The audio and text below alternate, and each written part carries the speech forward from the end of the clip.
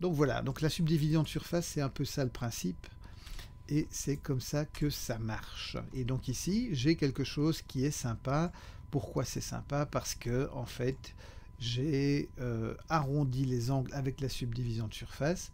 Et parce que j'ai mis les bevels qu'il fallait, eh bien, mes polygones sont relativement pincés. En général, on compte que pour avoir vraiment un coin, il faut 3 divisions. Donc ici, par exemple, si je rajoute une division et que je la resserre, eh bien, je vais resserrer et donc je vais repincer un peu ce bord-là. Et donc, on a comme ça quelque chose d'assez intéressant. Si j'active mon X-Ray, alors on voit ici, voilà, vous allez voir, donc l'effet de l'algorithme, il va dans les deux sens, hein, et il creuse ou il rajoute un petit peu au-dessus. Ici, on voit que il a arrondi l'angle. Donc, si je veux maintenant retrouver ici un certain angle, parce qu'avec ce que je veux faire, ça m'arrangerait bien, eh bien, je rajoute une division et on voit que voilà, je vais retrouver un angle et je fais pareil un peu plus bas et je retrouve aussi un angle. Ok, donc maintenant quand je sors de mon X-Ray, c'est peut-être un peu plus visible comme ça. Voilà. Alors je vais sélectionner pour faire mes ergots une face sur deux.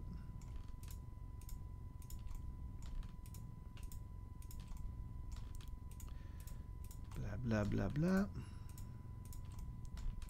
Voilà.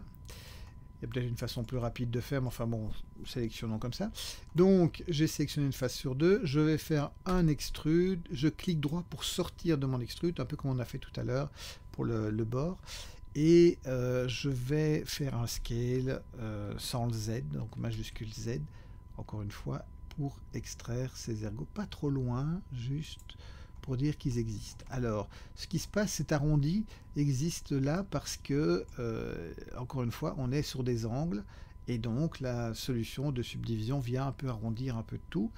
Et donc ça fait des choses, voilà, un petit peu ovaloïdes, machin. Et donc c'est très bien parce que c'est ce qu'on voulait. Donc ici, je vais peut-être revenir sur cette edge là, donc Alt pour sélectionner le loop de l'edge. Je passe en mode edge et je vais le redescendre un peu. Alors qu'est-ce que ça donne? Parce que ouais, alors hop, donc mon loop edge, je vais désélectionner, voilà, j'enlève et donc ça me permet de visualiser, ce serait peut-être mieux comme ça effectivement. Alors ici j'ai un autre edge loop là quelque part. Alors je vais encore activer la transparence, voilà. Sans quoi je ne l'aurais pas trouvé. Et je vais lui faire un CTRL B aussi. Alors pas trop gros. Juste pour dire de creuser un peu. Donc voilà, ça arrange un petit peu. Bon alors l'épaisseur ici du bord, c'est pas terrible, surtout si je veux mettre des vis là. Donc ce que je vais faire, c'est que je vais sélectionner toutes mes faces ici avec le Alt enfoncé. Je clique sur un des edges qui séparent deux faces. Et je voudrais reprendre aussi la ligne du dessus et la ligne du dessous. Et donc je pourrais, avec le majuscule Alt, venir cliquer sur une des lignes et ajouter à la sélection. Enfin, vous voyez. Mais j'ai encore un truc plus simple, c'est CTRL plus. CTRL plus, donc CTRL le plus du clavier numérique, ou si vous n'avez pas ça, vous pouvez dans sélection, vous pouvez c'est add sélection, attendez, je n'utilise jamais ce truc ici moi, c'est par là quelque part, c'est pas similaire, voilà. Select more or less, donc more or less, voilà, et chaque fois vous avez le raccourci clavier qui est indiqué. Donc S majuscule Z et je vais un peu élargir, voilà, ok, et donc je vais pouvoir maintenant créer les vis. Et bien pour les vis, je vais aussi utiliser un cube que je vais subdiviser, voilà, hop, allons-y gaiement, ajoutons-lui un subdivision de surface, on va monter à 3, ce sera suffisant. Et c'est presque rond, mais c'est pas vraiment rond. Hein, On dirait presque que c'est rond, mais on sent encore un petit peu qu'à l'origine, il y avait quand même un cube. Donc on va ajouter un autre modifieur qui s'appelle un cast. Et ce cast, par défaut, il est en sphère, donc ça nous tombe bien parce que c'est ce qu'on veut, c'est une sphère. Et on va mettre un facteur de 1. Donc si je désactive, vous voyez la différence avec et sans. Et donc effectivement avec, c'est un peu plus une sphère. Donc ces modifieurs en fait, enfin, quelque part moi ce que je voudrais quand je viens en mode sous-objet, j'ai toujours mon cube. C'est pas mon cube que je veux commencer à pouvoir utiliser cet objet pour créer une vis, quoi. Enfin la tête d'une vis. Et donc il faut que j'applique ces modifieurs. Et donc je vais d'abord appliquer la subdivision de surface. On applique toujours d'abord celui qui est au-dessus et puis celui qui est en dessous. Donc j'applique et puis j'applique l'autre. Et en fait maintenant, quand je rentre en mode sous-objet, eh bien c'est mon objet. C'est devenu mon objet et je vais pouvoir le transformer. Donc en activant l'X-ray, très important activer l'X-ray parce qu'on veut sélectionner à travers l'objet. Je vais pouvoir sélectionner les faces du bas et m'en débarrasser. Delete, face. Tabulation, je reviens en objet. SZ parce que je veux écraser pour faire la tête de mon boulon là, de ma vis. Et je vais faire un petit rebord à cette tête. Donc je viens sélectionner l'edge, j'extrude, je descends un peu, je scale un peu. Et je vais encore faire un extrude et un S, voilà, et je peux même le descendre un petit peu, mais rien, voilà, comme ça. Quelque chose dans ce goût-là. Donc, histoire d'avoir un petit peu arrondi, donc chaque fois en sélectionnant l'edge, en faisant l'extrude, voilà. Ici maintenant, je vais aller, donc toujours en sous-objet, je vais, donc en edit mode, je vais aller créer donc la fente dans laquelle le tournevis peut se glisser pour faire tourner la vis. Et pour ça, je vais changer de mode de sélection. Je vais prendre une sélection en cercle. C'est comme si je peignais la sélection. Et donc, alors je vais passer en mode face. Et donc, voilà, je peins ma sélection et avec CTRL, je dépeins ma sélection avec majuscule, je rajoute à ma sélection. Donc, est-ce que je veux ça? Oui, et peut-être ces deux-là en plus, et pas celui-là et celui-là quand même. Alors là, vous voyez que il vaut mieux que je zoome un petit peu pour ne pas sélectionner trop de choses. Donc ça, c'est pour ça que je n'utilise pas très souvent cet outil de sélection-là. Donc je reviens, allez, je vais revenir dans ma sélection de box. C'est tellement plus pratique. Alors, une petite extrude vers le bas, un petit scale en Y, SY pour resserrer ici, un petit scale en X pour resserrer là-bas. Voilà, et alors après il faut aplatir les autres côtés. Donc je vais prendre les edges qui sont ici et je vais les descendre. Alors évidemment il faut faire attention à ce qu'on fait, et ici je vois que j'ai encore un problème, c'est un peu trop bombé. Donc je vais revenir en mode face. Alors ce que je peux faire, faisons encore cette sélection ici. Alors vous pouvez reprendre le paint sélection si vous voulez. Donc moi, enfin voilà, j'aime mieux passer du temps, mais au moins j'aime bien cet outil-là. SZ et j'écrase vraiment. Voilà. Voilà, c'est mieux.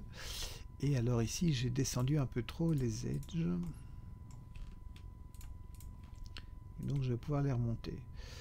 Je peux aussi un petit peu les éloigner l'un de l'autre pour essayer de retrouver un peu une... si je fais un SX, ça va les éloigner, vous voyez, le truc. Ouais, alors là, petite erreur, j'ai oublié d'en manipuler un, donc il va falloir bouger le point. Et oui, il va falloir leur monter aussi, sans quoi ça va faire un truc bizarroïde. Et comme on va multiplier ce truc pour en mettre plusieurs tout autour de notre...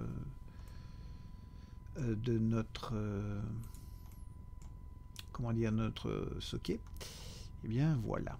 Ok, donc là maintenant j'ai ce qui va être ma vis et je vais lui donner un shade smooth pour la lisser un petit peu, hein. Voilà, juste pour dire, et on va changer sa taille aussi parce qu'elle est beaucoup trop grande et on va la placer. Donc je vais venir dans ma vue front pour aller placer, voilà, et placer au bon endroit, donc ici quelque part. Alors l'idée c'est que je vais en mettre 6 autour de mon socket. Donc il m'en faudrait 6, donc je peux dupliquer, un majuscule D, on l'a déjà fait, mais je peux aussi utiliser un déformeur, enfin un modifieur, qui s'appelle en fait un array. Et donc avec mon objet sélectionné, je vais ajouter un array, et je vais dire que j'en veux 6. Alors ici je peux espacer, etc. On va voir après comment on va jouer avec ça, parce qu'il faut d'abord qu'on le distribue autour de notre socket, et donc ce bord il est circulaire, donc allons créer une curve circulaire et déformons cet arrêt par une curve. On a déjà déformé quand on a fait le masque, et ben c'est pareil. Donc je vais ajouter un Bezier Circle. Alors il faut qu'il soit, il ne doit pas être forcément placé exactement au même endroit, mais il faut qu'il soit de la bonne taille, donc qui passe grosso modo par le centre de ma vis là. Donc voilà, alors il n'est pas obligé d'être contre la surface parce que l'important c'est que mes vis elles soient sur la surface. Et je vais ensuite sélectionner donc mon arrêt de vis là et de tête de vis, et je vais rajouter comme modifieur un curve modifier, et je vais aller chercher donc mon Bezier Circle, et donc voilà, il se dispose en fonction de la courbe, et quand je joue sur le facteur il se distribue. Alors je vais pas commencer à calculer la distance qu'il faudrait, machin, je vais le faire à l'œil. Ça doit tourner aux alentours de 9, 10, enfin dans ces eaux là, 12 peut-être. Ça dépend vraiment du diamètre de votre socket, donc voilà, ce ne sont pas ces chiffres là que vous allez vraisemblablement avoir besoin, mais vous pouvez chercher le chiffre qui fait une distribution la plus intéressante. Ok, ben une fois qu'on a fait ça, on va encore une fois appliquer les modifieurs. Donc on va appliquer l'arrêt, et on va appliquer la distribution sur la curve, et comme ça on n'a plus besoin de cette curve, et on a nos objets qui sont distribués. Ok, parfait. Maintenant j'ai deux objets, moi je n'en veux qu'un, je veux un socket, je veux pas deux objets, et donc je vais sélectionner d'abord mes vis et puis mon socket, comme ça je l'aurai, enfin ce sera l'objet principal, et je vais faire un CTRL J. Surtout c'est que je garderai le point de pivot au bon endroit. Donc CTRL J, et donc je vais appeler ça socket. Et voilà, et donc maintenant j'ai mon socket qui est prêt à recevoir son ampoule, et aussi peut-être ici le support pour les filaments. Bien, nous allons faire maintenant le support pour les filaments. On va faire quelque chose d'assez simple. Donc on va ajouter un cube dont on va changer un peu la forme. Donc SY on l'écrase, SX aussi, et alors on va le remonter, SZ parce qu'il n'a pas besoin d'être aussi épais. Alors une chose aussi, c'est que les faces qu'on ne voit pas, encore une fois, et qui sont à l'intérieur d'autres objets, c'est mieux de s'en séparer. Donc je vais déliter cette face. On n'en a pas besoin. Alors une chose que je vais faire, donc je ne l'ai pas bougé, il est toujours bien au centre de la selle. Enfin je ne l'ai pas bougé, si je l'ai monté, mais je ne l'ai pas déplacé de gauche à droite. Donc il est bien au centre. Donc je peux faire un CTRL R, clic, clic, voilà, et me débarrasser en fait des faces d'un côté, et utiliser un outil qui est le miroir. Donc c'est un modifieur miroir, qui va en fait automatiquement dupliquer sur de l'autre côté de l'axe tout ce que je peux faire d'un côté. Donc c'est pratique quand on veut faire quelque chose de symétrique. Et bien c'est une façon de travailler de manière symétrique. Donc je viens ici maintenant créer une autre division. Alors bien sûr la division doit se faire en mode sous-objet, et je ne peux le faire que, je peux pas le faire sur mon duplicat parce que mon duplicat il est virtuel. et donc je dois le faire sur ma partie, mais automatiquement ça va s'appliquer sur la partie en face. Vous allez voir tout de suite. Donc si je sélectionne une face ici et que je l'extrude, et ben voilà, il s'extrude de l'autre côté aussi. Donc ça c'est l'aspect pratique des choses. Alors ce que je vais faire pour cette pièce, on va faire une sorte de support, un peu, ouais, on va un peu bricoler le truc. Donc ici on va en edge, on va un peu creuser, voilà, ici aussi on va le descendre pour arrondir un petit peu les angles. Alors ici un petit peu aussi, voilà, et ici par contre on va le remonter. Alors je vais activer l'X-ray pour aller chercher là en dessous, hein. Et hop, quelque chose dans ce goût là, et ici je vais écraser les faces, voilà, SY, et voilà, enfin faut pas chercher midi à 14h, ça peut être sympa comme ça. Et comme ce sera à l'intérieur de l'ampoule, que ce sera dans le verre et tout, on va pas trop le voir, mais on verra qu'il y a quelque chose, mais on ne verra pas exactement ce que c'est.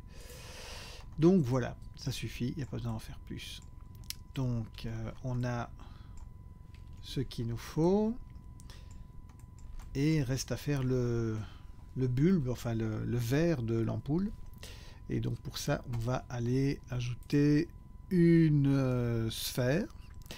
Je vais prendre une UV sphère. Alors je vais me mettre en vue face et je vais changer sérieusement sa taille. Voilà. Alors encore une fois, en activant l'X-ray, je vais aller sélectionner les polygones d'en bas, et là je vais les bouger pour créer une forme un peu de capsule.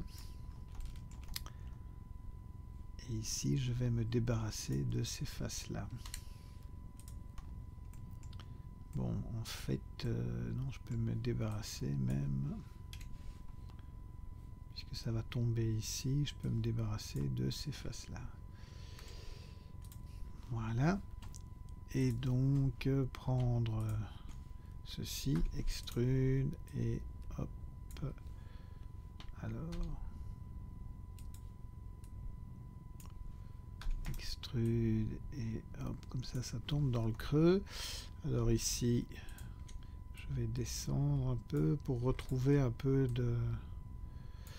d'arrondi, de souplesse. Ça je peux même un petit peu l'augmenter, et donc on va trouver une forme. Encore une fois, la subdivision de surface va nous aider à arrondir tout ça. Alors, ce que je peux faire aussi ici, c'est activer l'outil proportionnel. Alors quand j'active l'outil proportionnel, en fait il va tenir compte d'une zone. Donc si je change, on voit, il ne change pas que comment dire, là où je le fais, mais il change avec une proportion. Ouais, c'est pas toujours très heureux, il faut régler ça, et on utilisera peut-être ça ailleurs à un autre moment. Alors ici je vais faire une sorte de capot, de capsule. Donc je vais d'abord élargir ça, ici un petit bevel, voilà, et donc ceci va être une sorte de capot, sera métallique, là où le reste est en verre. Voilà, ok. Alors ouais, ici ça pourrait être encore un peu plus long. Alors n'oublions pas qu'avec la subdivision de surface on va récupérer de l'arrondi. Donc si je viens ajouter ma subdivision de surface de, voilà, pourquoi pas. C'est pas tout à fait le même design que ce qu'on a vu dans la vidéo, mais ça le fait. Et en transparence, on voit le truc qui est à l'intérieur. On peut laisser un peu plus d'espace peut-être. Donc je viens en points, cette fois-ci, sélectionner ces points, faire un petit S, hop, peut-être même un SZ, voilà, ou encore.